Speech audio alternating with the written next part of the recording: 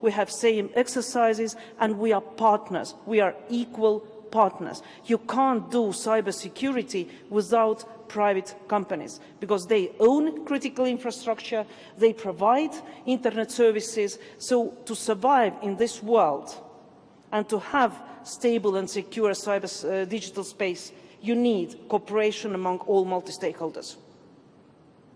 Cooperation, certainly a key word, not just for this panel, but globally. We'll come back to you in just a bit, where you can do another plug for Estonia. But in the meantime, I'd like to go to John Galvin, who is representing Intel here today. Obviously, an extremely important company when we talk about building safe and secure cities. And John, in that regard, the obvious question would be, how can technology help improve public safety? And perhaps while answering that, you can give us some examples of how Intel is working with various governments in this part of the region. Yeah, sure, I'm happy to. So just a little bit about what I do. I manage essentially an influence sales force globally that goes in and talks to governments, and we really act as a trusted advisor. And that gives us a great opportunity to be able to get a global view, as well as a view at individual countries or states, or for that matter, even cities. And although we represent technology, our conversation or discussion generally doesn't start with technology. It starts with what are the problems that they're really trying to solve. And in almost all of our conversations right now, it is around the digital transformation that's taking place. And you can refer to that as smart city or a smart country, or for that matter, in terms of what's happening with Africa, a smart continent. But in all of those examples, it's really about improving the lives of people. It's about improving their economy. It's about well-being, and of course, it is about safety. Safety being almost a cornerstone to each of those conversations. And as we engage, we really start there. What are the objectives that they have? And then we'll start looking at how can technology really help them achieve that. And again, what I would say is, as we engage, it becomes a big data discussion. It becomes new streams of data and how they're going to gain insights from these streams of data. And in fact, that's incredibly complex. And there are very few examples today of cities, or for that matter, countries, with maybe a notable exception, who are doing it very well. So for us, it starts with really IT modernization. If you're going to be collecting new and various streams of data, what does your data center look like? Is it a modern data center? Do you have the storage capacity? Do you have the compute capacity? And certainly, do you have the security that you need as you're now collecting all of this data? Which will generally lead to a discussion of not all data is equal. There is some data that absolutely has to be secure. There's data that has to be private. But there's a lot of data that's captured that can really be open. And in fact, by opening it up to your population, you're probably going to see levels of innovation that you really haven't seen before. So for us, examples of that, most recently I was in Kenya for the first 2 days of this week, where we have been working with them on what does a data center of the future look like, starting with an assessment of the data center that they have today, but then really looking at what do they hope to accomplish over the next couple of years. And that's not one data center, but that's really a couple of data centers. And I'm sure for all of you representing governments in the room, data sovereignty is a concern. And so how do we address that concern around data sovereignty and ensuring that data is being maintained in the appropriate way? But at the same time that we're talking about technology innovation, we also talk about what's happening at the edge. In Côte d'Ivoire, we heard that they're going to install 800 cameras by the end of the year. We have multiple projects around the world where we're having conversations about cameras and whether that's compute on the edge and the camera itself, but more often it's what level of analytics are you going to capture or apply to all of this video that you're capturing, and what level of insights is it really going to provide to you.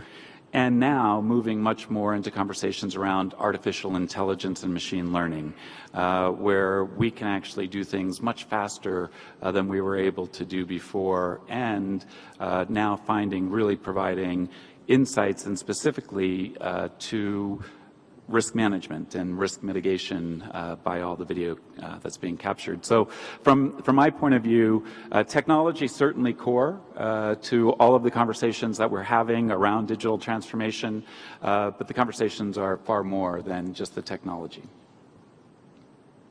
Thank you, John, for sharing with us the work that Intel does vis-a-vis smart and secure cities also in this part of the world. You mentioned you just came from Nairobi, from Kenya, and we will certainly go into perhaps a bit deeper in the next round of questions. But for now, I would like to go to Pilar, and in that regard, obviously take advantage of your city, of your experience in shaping a city such as Barcelona, and certainly with aspect to the security aspect. Now, resilience in this particular aspect is an important word.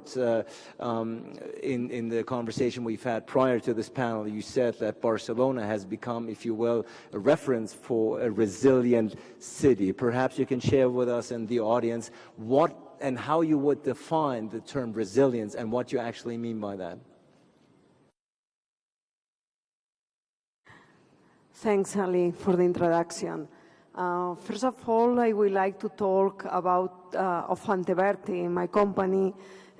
It's one of the leading consulting companies on smart city in the world. We are working in America, in Europe, and also in Africa, in Morocco, Mauritius, and I hope very soon in Rwanda. First of all, I have to say that I really impressed about Rwanda. It's my first time, and I'm impressed about how Rwanda has been transformed so fast. So congratulations to the President Kagame, to the all Rwanda citizens in order that we have made it possible.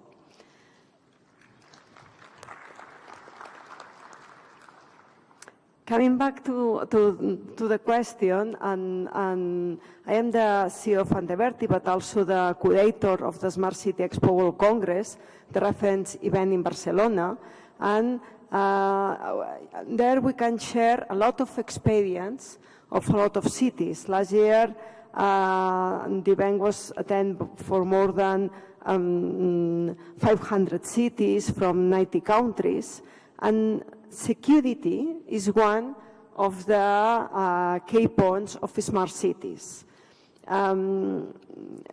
Today, in one of the panels, there was a question that why Africa and this event is focused on smart cities when Africa has a lot of challenge to face. And I think it's very important to understand smart cities is not only IT. IT is the driver to do things, to innovate, as the logo of this event, no? To innovate, transform, and use technology. But what is at the end, what is the goal, is to improve the quality of life of people.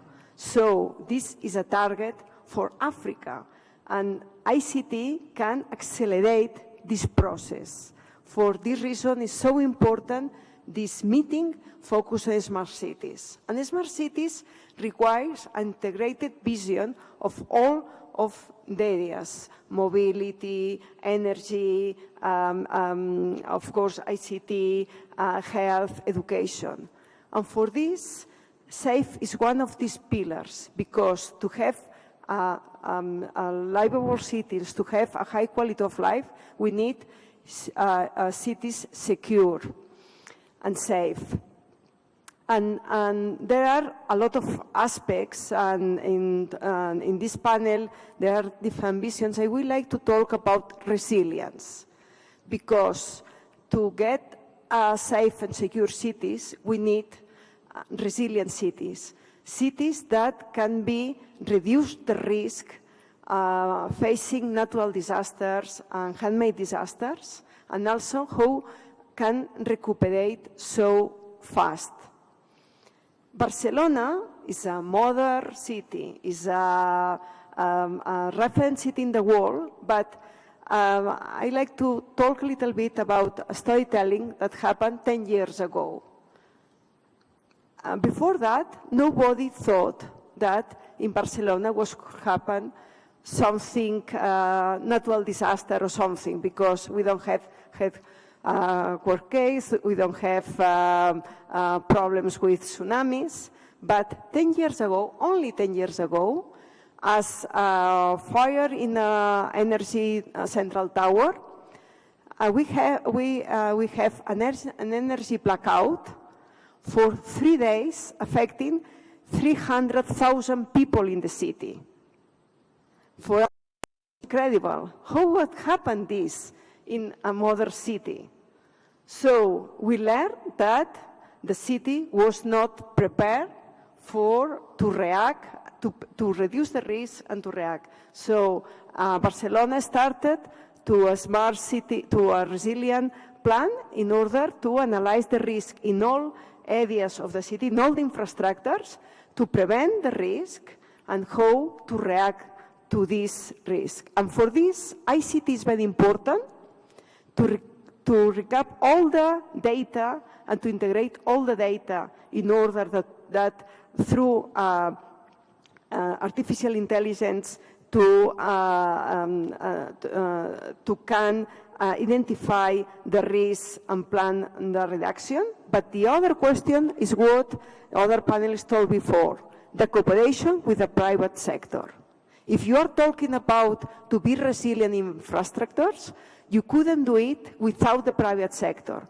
So was needed the collaboration between the public and the private sector in order to elaborate the resilient plan. After that, Barcelona got to help the resilient office of UN Habitat that now is in Barcelona. Resilient, and Barcelona has a resilient model, but working with the private sector. And now there is an organization, Barcelona Urban Resilient Partnership, with several companies, that Anteverti is one of these companies that are collaborating with Barcelona.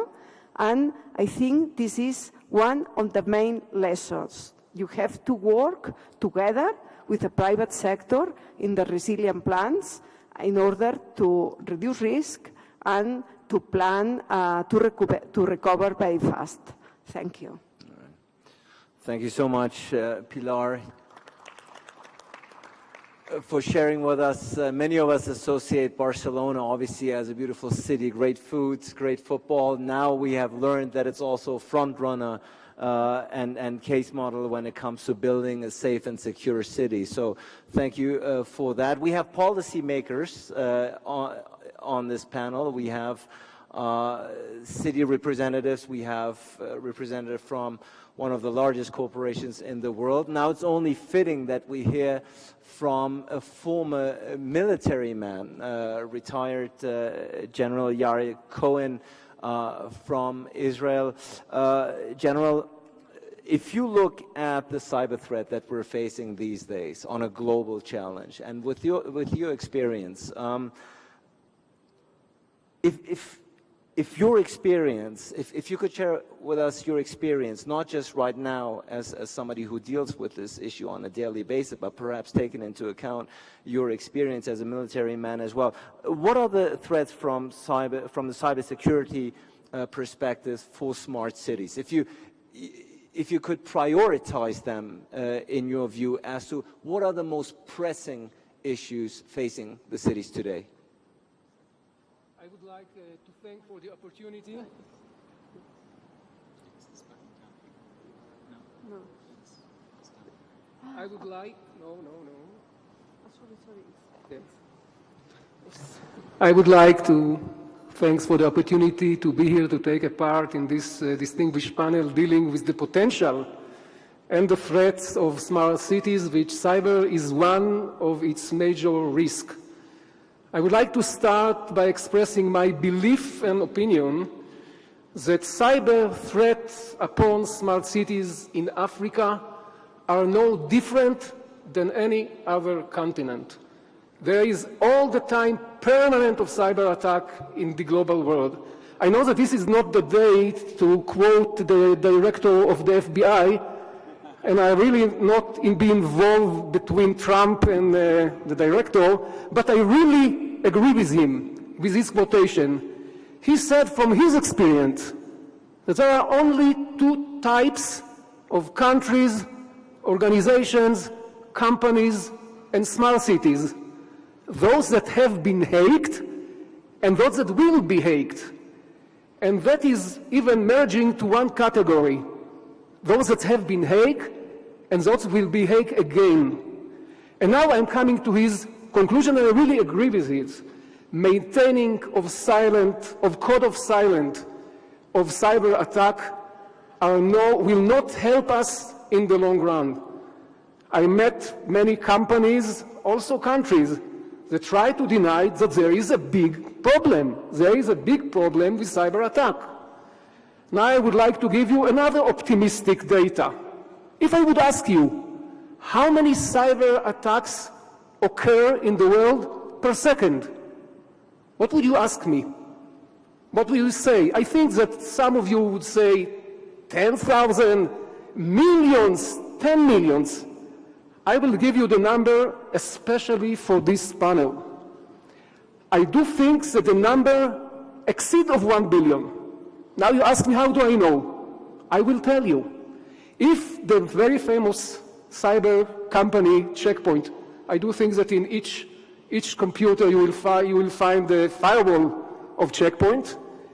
They assessed in September 2011 that the amount of cyber attack which it identifies only on its infrastructure exceeds 300 million. You know, I didn't believe to the number. So I have the opportunity to ask the CEO. He went to check and tell me, Yair, this is the number. Many of those cyber attacks are strategic and may be a threat upon smart cities. I would like to give you examples that I have the honor to be involved with.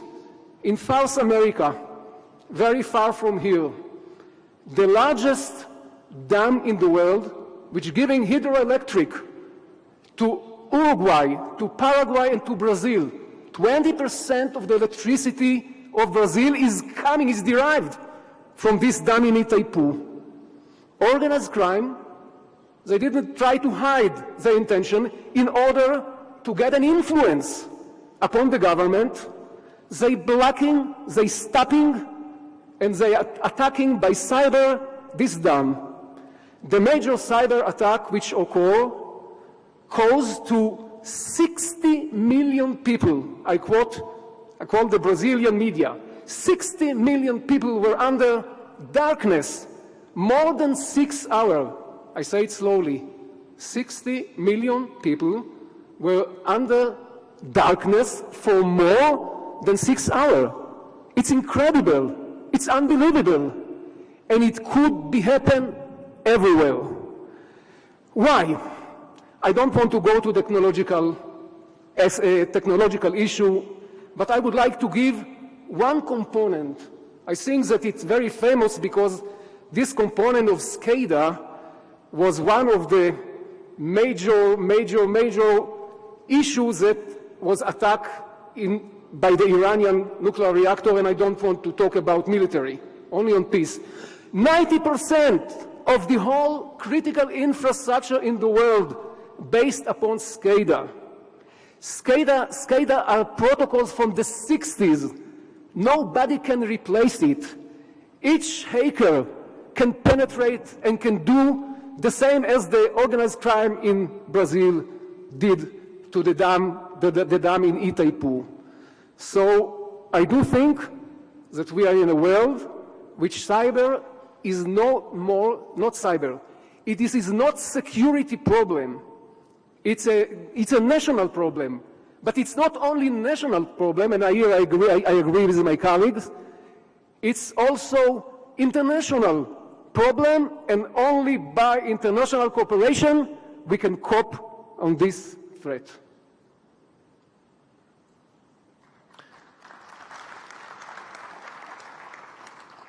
Thank you, General. I don't think that's going to make us sleep better at night now, hearing these numbers you provided, but quite astounding. If I heard you correctly, 1 billion cyber attacks as we speak.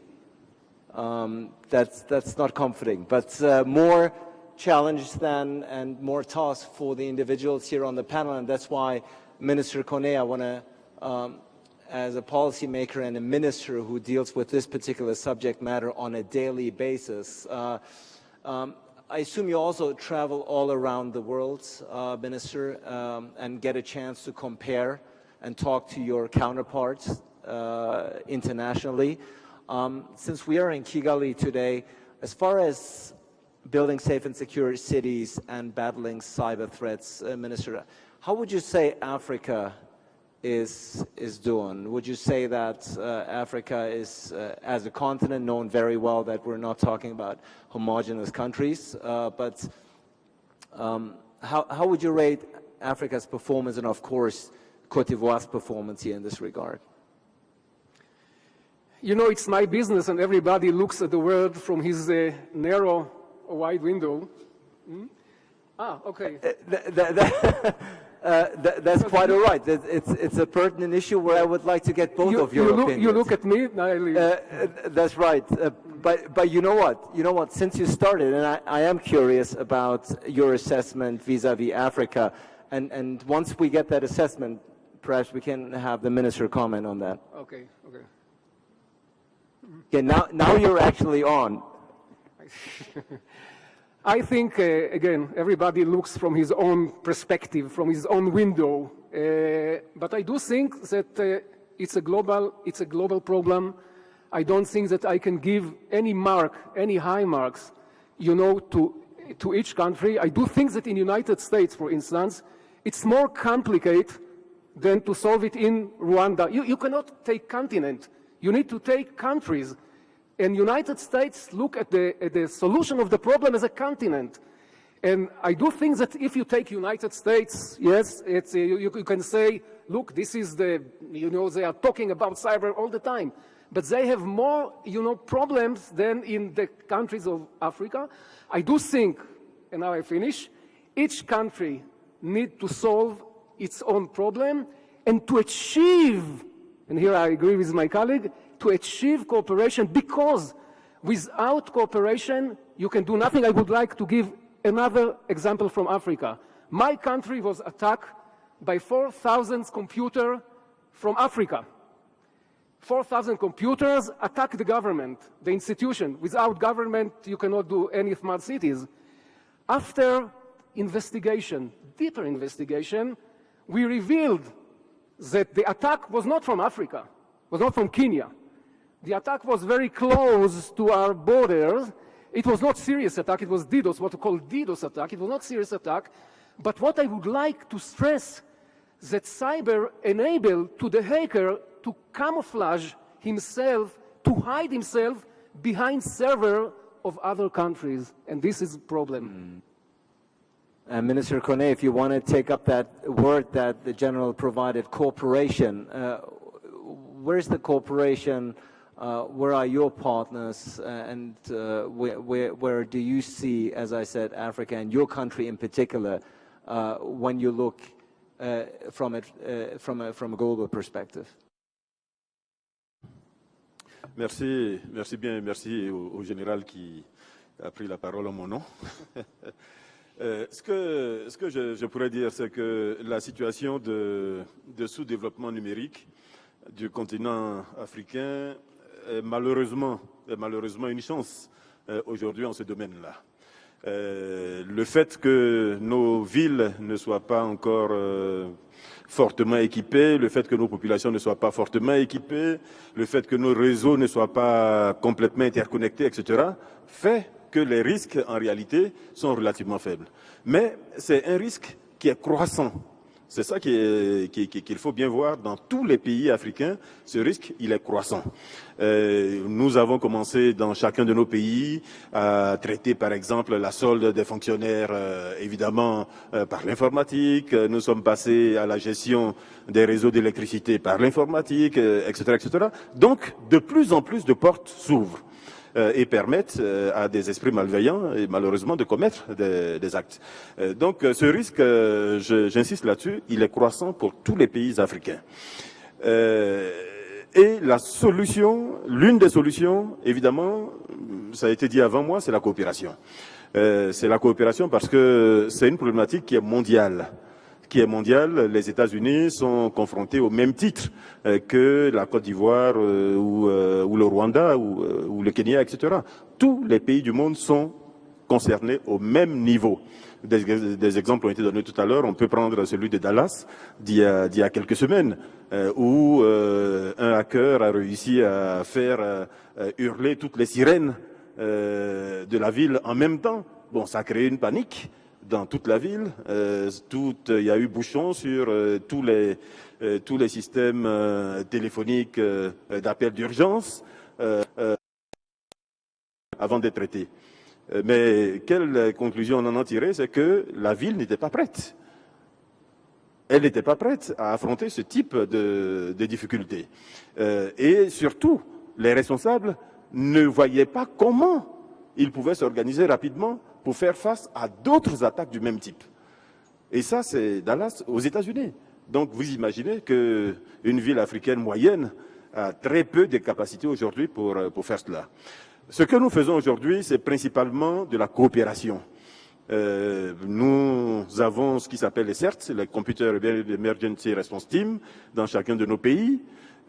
Ces équipes sont interconnectées à travers le monde et surtout partagent de l'information.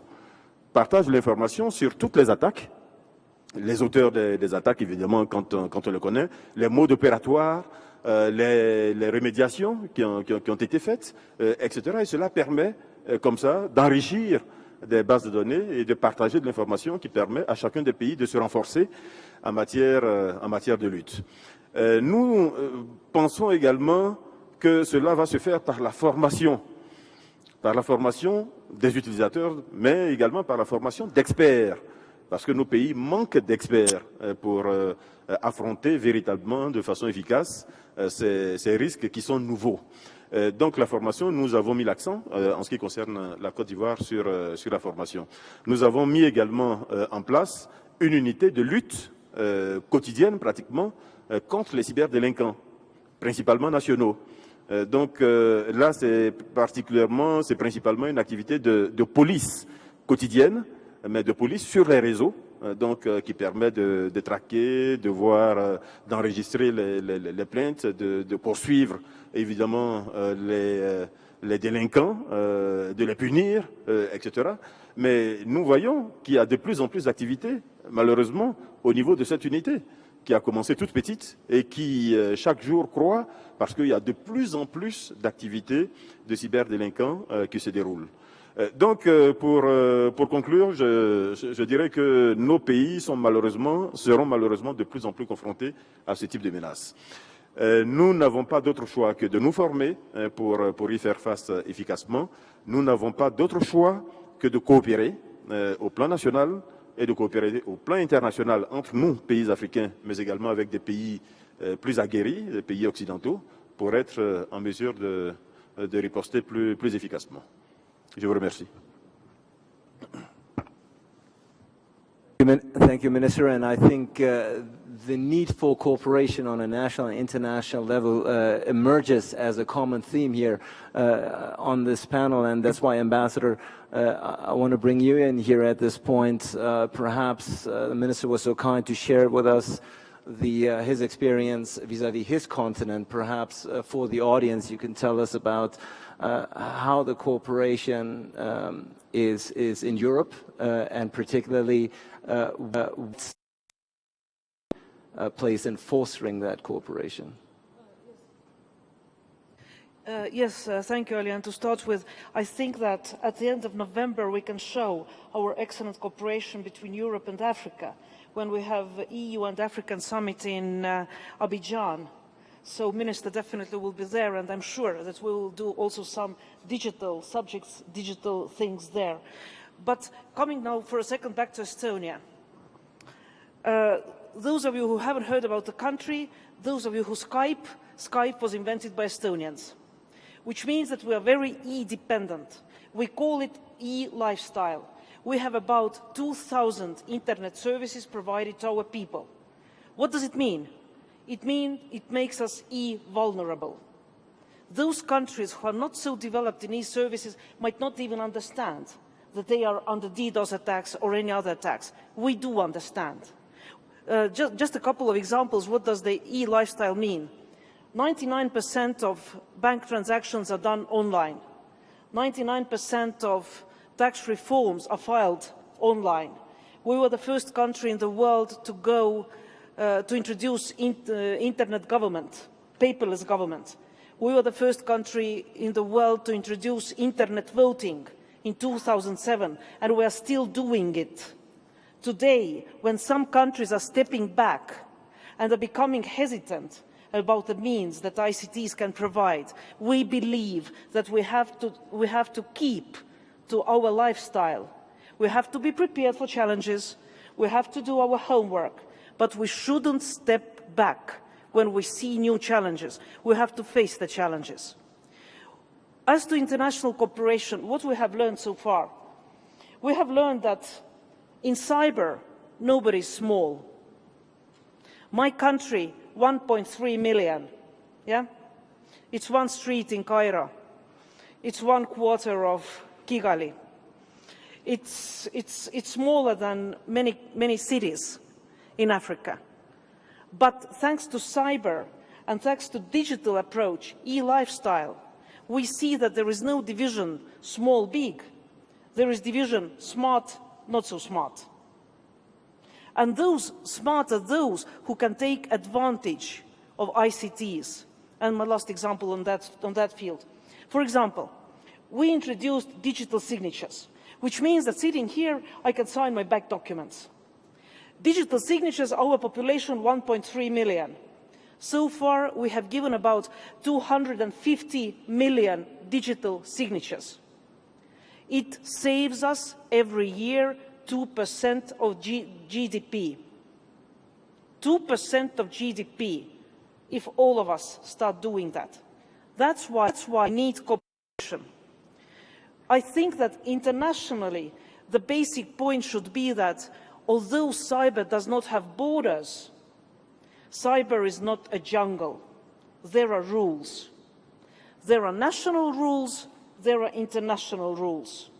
In 2013, all members of the United Nations agreed that international law applies to cyber. And now we have to keep to those rules. And as to the statements made by other panelists, I agree to everything you said. We're so much of the same line, there is not even discussion in our panel. We are all saying the same things, but I think that it means that we all understand what are the most important things. International cooperation, we talked briefly about attribution. Attribution, cyber crimes, usually they don't respect borders. For attribution, you need international cooperation. We know how much damage cyber crimes can do to economies. To face those challenges, we need international cooperation. Today, we can't avoid international cooperation if we want to be successful. International cooperation more needed than ever. And from now on, everyone here in the audience, whenever you use Skype, you will automatically think of Estonia. So that's certainly one takeaway from this panel that's been made abundantly clear. John, I want to bring you in again. And this may be a bit more of a philosophical approach, because all of us, I assume also on this panel and in the audience, otherwise we wouldn't be at the Transform Africa, we all consider digitalization a blessing, as a factor that enriches our lives. But as we've seen from some of the examples, it can also have a detrimental effect on our lives, and as a matter of fact can undermine trust and confidence of citizens in their governments. The curse and the blessing, if you as a representative of Intel and somebody who is immersed in this subject matter on a daily basis, where would you say is digitalization, is it a zero-sum game? Is it a win-win situation, or where do you see some pitfalls in the future? Yeah, it's a great question. And as some of the other panelists, I think actually everyone has referenced where we are in Rwanda, where I think we have to acknowledge the accelerated digital transformation that has taken place here appears to all of us as a blessing. It demonstrates incredible leadership from President Kagame, and we recognize around the world that nothing is going to happen without that level of leadership. But with that also comes a new level of responsibility of ensuring that the data that's being collected that should be secure is secure, the data that should be private is private. I think we have to acknowledge, though, that this is all happening so quickly. If we go back and we look at history of our different industrial revolutions, they happened about once every 100 years, but computing as we know it today really only appeared about 50 years ago, and yet it's changing the world at really an incredible rate. And so with that, we really have to learn how to do new things, and we still have a gap. We have been focused on education and transforming education for the past 5 years, if not longer, but very seriously over the past 5 years. And we will walk into schools where we can actually feel the difference, because not that technology has been introduced, but technology has been introduced in a way to actually transform the educational experience. And then we can walk into other schools that could be a classroom that you would have walked into 100 years ago. And so what we've experienced is when technology really is embraced, and it's embraced responsibly, it's a blessing. We have also experienced when technology is just deployed without all of the things that really are going to make it transformational, it can be a curse. So it isn't a simple answer. What I would say, though, is that we're seeing more examples now of where it's a blessing than I would say we're seeing examples of where it's a curse.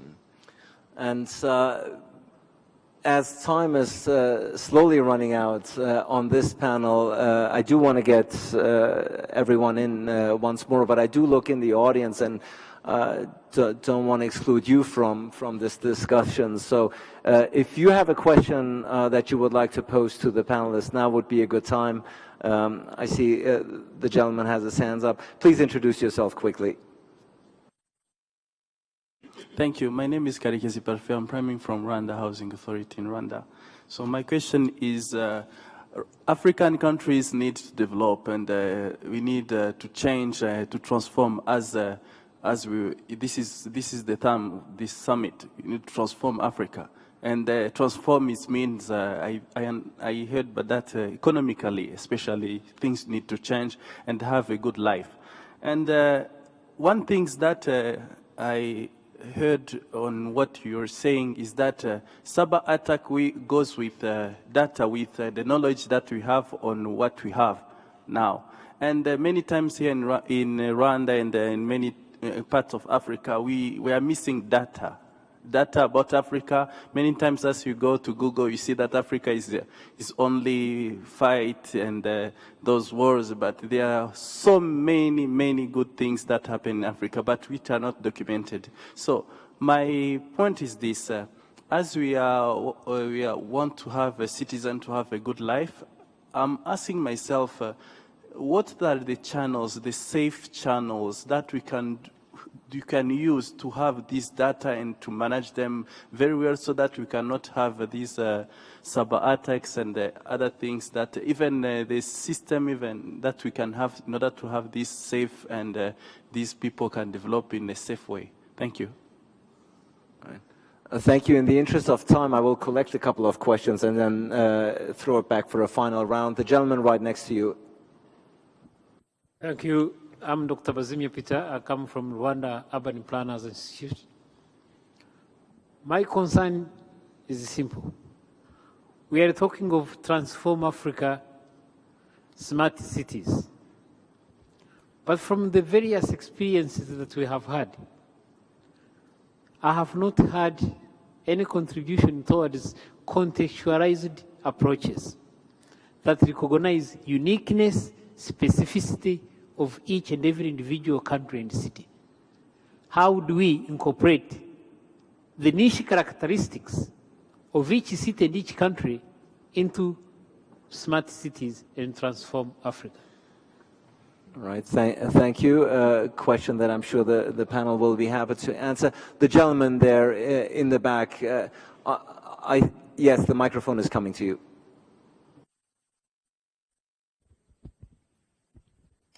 Thank you very much. I'm Fabrice Homura. I'm actually posing my question direct as we are talking about this pressing issue of cyber attacks. Panelists talked about cooperation. Here I mean private sector and public sector. But I'm wondering, and I need to hear from you, what are the major issues or the major decision the private sector should take not to think or consider themselves as bystanders when it comes to this pressing issue, or thinking that it's for government and not for private sector? What are the major issues private sector should do in order to avoid or at least minimize this pressing issue of cyber crimes? Thank you.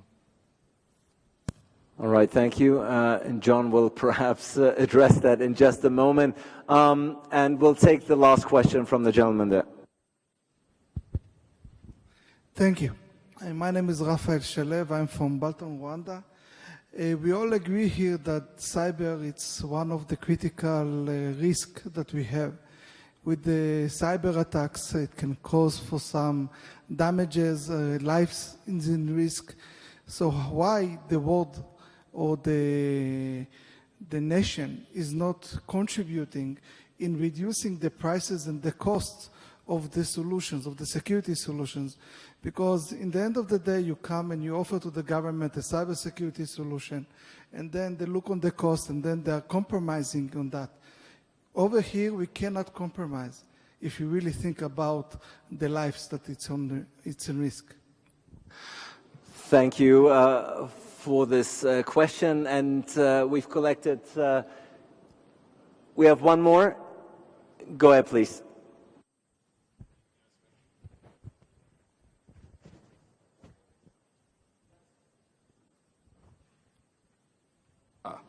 Oui, merci. Je vais équilibrer un peu, poser ma question en français aux panélistes. Le problème de ville appelle inévitablement la gestion des citoyens. Quand on parle des villes, ce sont les citoyens qui forment la ville. Alors, la cybersécurité et la sécurité tout simple du citoyen, quelles sont les mesures prises au niveau politique? Parce que vous avez les moyens techniques, vous avez les moyens juridiques, c'est-à-dire les lois, etc. Mais l'appropriation du citoyen des basiques de la sécurité.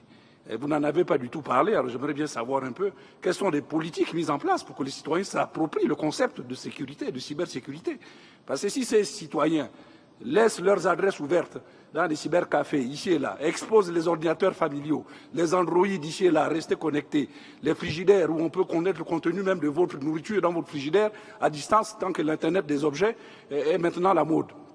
Quelles sont les politiques mises en place justement pour protéger le citoyen et pour qu'il s'approprie justement lui-même les moyens de s'auto-protéger? Merci. All right, thank you so much. All very good questions. Let's start counterclockwise and then work our way to the ambassador for the last word. Take the question that you think pertains to your field, the one that you would like to answer, the one where you think your expertise is most valuable. We'll start with you, Minister Kone. Minister Kone, please. Unless you've been promoted, we can. Merci bien. Oui, les questions posées sont excellentes. Je voudrais peut-être commencer par celle de la fin. Nous avons tout à l'heure mentionné l'aspect formation et j'ai bien indiqué que la formation ne s'adressait pas qu'à l'élite, aux ingénieurs, etc. Il fallait effectivement former les populations sur les principes de base de la sécurité des réseaux et systèmes. Donc c'est probablement une recommandation à faire. Mais au-delà, j'ajouterais qu'en Côte d'Ivoire, tout à l'heure j'ai parlé du CERT et j'ai parlé de la structure mise en place au niveau de la police qui s'appelle la plateforme de lutte contre la cybercriminalité. Nous avons également mis en place une structure qui est étatique et qui a la mission de s'assurer des conditions de sécurité de tous les acteurs, publics comme privés, qui interagissent avec l'État. Donc c'est vraiment original, mais l'idée c'était d'avoir justement au niveau de l'État un contrôle sur cela. Donc empêcher que les acteurs soient connectés avec l'État et qu'ils soient eux-mêmes des sources de fragilité, des sources de vulnérabilité. Donc c'est important là aussi d'avoir une vue d'ensemble et la possibilité, depuis le plus haut niveau dans l'État, d'avoir une vue sur les risques qu'il y a dans le pays. Tout à l'heure, quelqu'un a dit, oui, mais comment faire en sorte qu'il n'y ait plus d'attaques? Je pense que si c'était simple de répondre à cette question, nous ne serions pas là. Donc c'est une question qui est aujourd'hui extrêmement difficile. Le monde entier, nous l'avons dit à plusieurs reprises, travaille sur ces préoccupations. Mais l'idée ici, c'est de faire en sorte que l'Internet soit accessible au plus grand nombre. Il faut faire en sorte qu'avec l'Internet, on puisse faire le maximum d'activités. Donc ça impose un minimum de liberté qui soit accordé aux utilisateurs. C'est exactement comme si vous disiez comment faire en sorte qu'il y ait 0 accident de voiture, alors que vous permettez aux gens de conduire sur une autoroute. Donc il y a forcément un minimum de risque, quelles que soient les précautions qui seront prises, parce que justement le monde entier voit bien l'intérêt qu'il y a à libérer l'Internet. Le monde entier voit bien l'intérêt qu'il y a à donner la possibilité aux populations, partout où elles sont, d'utiliser l'Internet. En Afrique, vous le savez, on dit 10% de taux de pénétration du haut débit Internet, c'est 1 point de croissance chaque année. Et vous savez bien que nos pays ont besoin de croissance. Nos pays ont besoin d'améliorer leur économie, d'améliorer les conditions de vie des populations. Et cela passe inéluctablement par des réseaux, par des systèmes, qui seront de plus en plus nombreux, qui vont malheureusement, par leur nombre, accroître les vulnérabilités et les risques d'accès. Nous prenons bien en compte, n'allez pas imaginer que nous sommes les bras croisés en face. Elle est bien prise en compte, mais c'est une problématique qui est universelle, nous insistons là-dessus, qui est universelle et il n'y a pas de remède, à ce jour en tout cas, de remède infaillible. Voilà. Merci. Thank you so much, Minister Kone. And General, which question?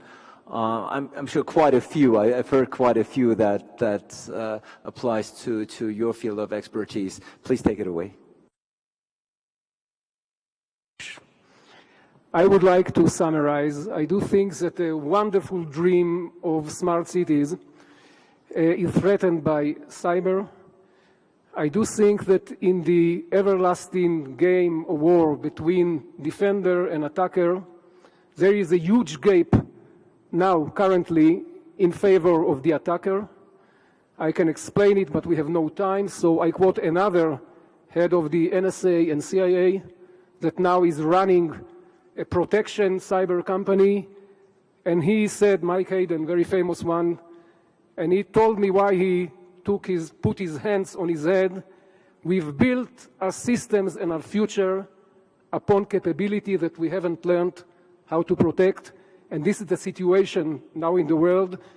Last week has begun in Israel, in my country, a trial of 18 years old hacker, which attack from a city in Israel, the smart cities of United States of America, and I mean New York, Boston, Washington, D.C., and Sydney in Australia, and caused to evacuation of young pupils from school, stopping flights, causing to electricity problems, and the famous FBI and the cyber military unit in Israel, it took time still they put their hands on his head. So I do think that in parallel of developing the technology of smart cities, you need to think about the protection from cyber attacks, because because smart cities are threatened from criminals. Darknet is he used this hacker. He was not a genius in computer. He was not a hacker expert. He just used the Darknet tool. So I do think from this perspective, if you think about technology of smart cities, you need in parallel to think about protection from cyber, because criminal will operate, opposition in the country may operate, potential enemies will operate, and disturbed hackers may operate. Thank you, General. Very much echoing the sentiment that John Gavin also put forth, that we might be dealing, or we are dealing with a technology where we as human beings might not be equipped to catch up with its developments. But more about that, Pilar. Very curious to hear which of the questions you picked out. Yes, I would like to give some comments. First of all, I agree that we have to work to protect, but please don't stop. ICT is a driver to transform, is a driver of innovation. We need to use data, to use apps, to use any IT solution in order to accelerate the transformation. Africa has the opportunity that mobile has very good penetration in Africa.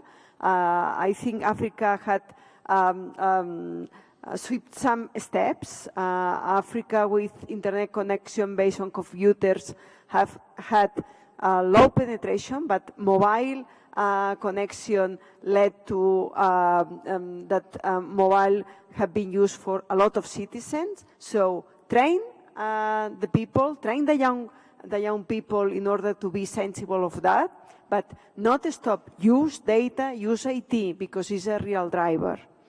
And the question about you are not having here how Africa can transform, because I'm sorry, but the session is more focused to safe and secure. But I would like only to brief very fast two experiences that we are working in Africa in different countries, but with different focus that can be a good examples. We're working in Morocco for Senata, a new city close to Casablanca. At this point, taking into account there are a lot of new cities and new neighborhoods in Africa. One quick key point. When you are designing the new city, the new neighborhood, please introduce all the IT infrastructure, all the smart city requirements from the beginning, because it's cheaper, it's easier, and after that you will get very good results. So what is we are doing in Senata, after the master plan, after the urban master plan, to introduce all of IT requirements, IT infrastructure, and defining all IT solutions. In Mauritius, we are working in a different way, but I think also can be very useful. We define with the government of Mauritius how we can define what smart cities is, and the base requirements, because in Mauritius all the investment is coming from the private sector, but as well as other countries in Africa.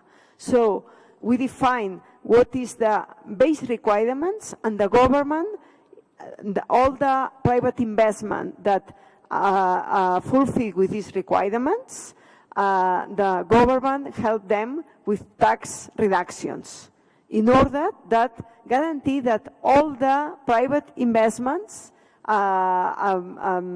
develop in a sustainable and smart city way. Thank you so much, Pilar, for your assessments. John Gavin, there were a couple of questions particularly directed towards the private sector. Sure. I'll try to touch on two or three questions. The question of how do you proceed and drive this change so rapidly when you don't have data or potentially access to data to inform your decisions. I have maybe 2 points of view on that. One is the biggest challenge that we've actually seen when we're having conversations around digital transformation isn't around the vision of big data and bringing in all of these data streams. It's actually breaking down the silos and those individual owners of individual data streams today. And so I would actually challenge that some data actually may be there that you don't have access to or visibility to, and that as you start having the bigger conversation, you really will be able to gain some insights. But I'm also reminded of some discussions that we've had recently with the design school at Stanford of how you really apply design thinking to some of these problems. And it starts with empathy, of really understanding what is the problem your citizens have. And that doesn't require a lot of data. That really requires going out and viewing them and seeing the problems that they're having, and then iterating through the solutions and collecting data along the way. And to the question of private and public and what is the role of private, in part, it's also to answer that question of we can actually bring some data. We can bring the experiences of other countries, of other cities around the world. We can make introductions of others that have done it before. And I think most significantly, when we're talking about this transformation, we can help establish standards. So that as you are doing this, you already have some of that framework and blueprints that you can actually work within.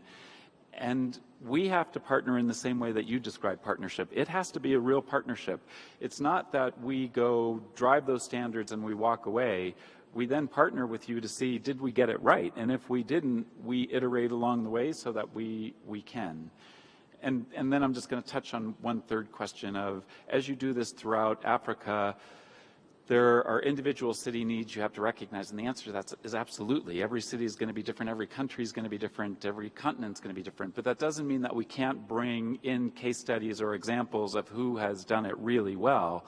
It's then you actually have to be able to apply those case studies to the problems that you're really trying to solve, and ensure that you're going back and measuring them to say that you did solve it. And if you didn't, then you iterate again.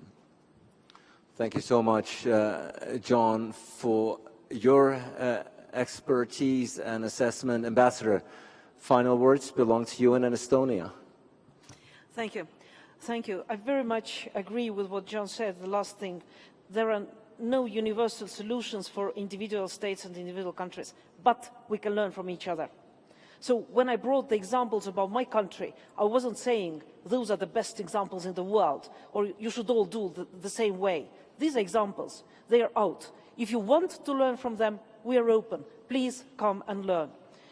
But at the same time, there are some universal requirements that states have to take care of. First of all, we need our either strategies or cyber laws. We have to be very clear who is doing what nationally. And those have to be not government laws only, but they have to include all multi-stakeholders so that everybody knows where the responsibilities, timelines, and so on run. And those who are providing services have to be responsible. In our case, it's the government who is responsible for secure exchange of data, for identification, online identification, and so on. And I can assure you that there are solutions. Just Google Estonia X roads and you will find one. If you want to have more information, our experts will be happy to assist and talk to you. So there are solutions out. Security, money, and compromising. I very much agree that cybersecurity is something where we should not make compromises. Otherwise, we just don't want to return where we were 50 years ago. We want to take advantages because we have seen that the advantages influence our countries, our societies, our economy. We don't want to return back to the pre-cyber revolution time. And there can't be compromises. So, for example, in my country, we have agreed, it's a government strategy, that we do not use software solutions that are older than 12 years. Even if it's cheap, we have to look at the new ones and find the new ones. No compromises. And the last point, maybe the gentleman raised very well. Yes, you have to raise awareness, you have to educate, you have to talk, and you have to break the stereotypes.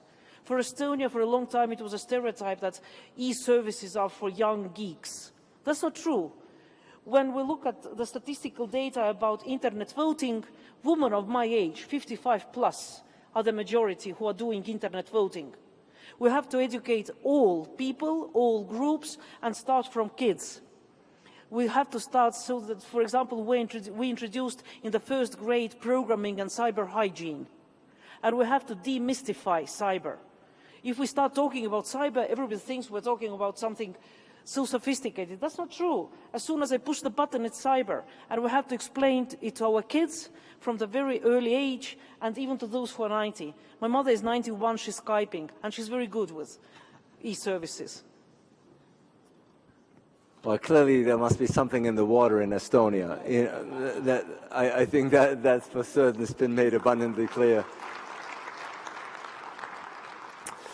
Ladies and gentlemen, smart cities, building safe and secure cities. I think this panel has revealed in a very impressive way that this is a challenge not just for today, but for a very long time to come. This is going to be with us for a very long time, but at the end of the day, and this is why we're all here, the curse part or the difficulties have been emphasized quite a bit on this panel, but at the end of the day, I think what binds us all, not just here on the panel, but in the audience, is that we believe in the potential of digitalization, and that is the positive and productive outlook that we should take with us from this splendid panel.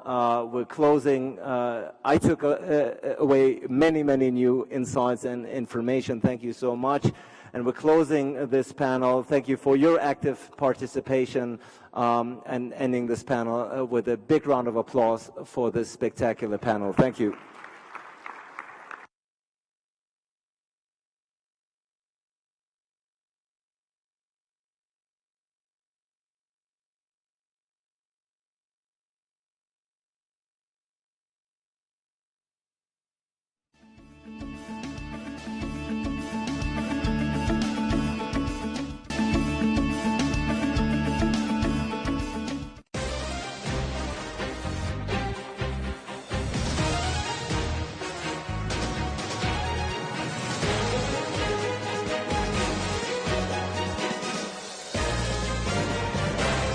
Now, as Rwanda positions itself to become a nice city hub in the region, we've seen several developments in the ICT sector, with also several conferences lined up, like the Transform Africa, which is about to happen in the coming few months. We've seen companies like Liquid Telecom this year coming out to lay 5